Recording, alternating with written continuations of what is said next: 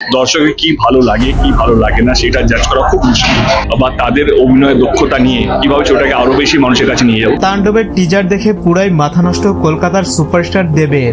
একই মন্তব্য করছেন তিনি, যেটা শুনলে মাথা নষ্ট হয়ে যাবে সবার। বাংলা ছবির জয় কোথাও আমার মনে হয় এই ছবিটা যদি ভালো করে গ্রহণযোগ্যতা হবে, কি আরো কি বাংলা হচ্ছে কি কি গল্প হচ্ছে সেটা আরো দেখার আগ্রহটা বাড়বে। তো আমরা শুধু কেজিএফ দেখার পর বা পুষ্পা দেখার পর বা আড়াল দেখার পর তাণ্ডবের টিজার মুক্তির পর পুরো সোশ্যাল মিডিয়ায় তুলকালাম শুরু হয়ে গেছে। মুহূর্তেই ট্রেন্ডিং এ চলে আসে 1 মিনিট 29 সেকেন্ডের এই টিজার। এমন সাইকো ক্যারেক্টারে অতীতে তাকে কখনোই দেখা যায়নি।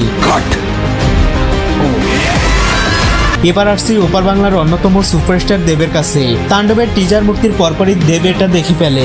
দেখার পর তিনি ছবিটি সম্পর্কে এমন মন্তব্য করছে যেটা শুনলে অনেকেই রীতিমতো অবাক হয়ে যাবে।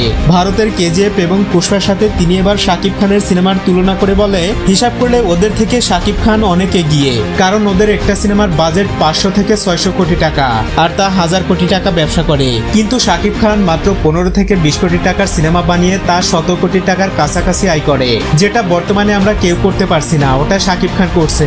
শুধু তাই নয়, শাকিব এখন বাংলাদেশের পাশাপাশি ভারতেও অনেক জনপ্রিয়।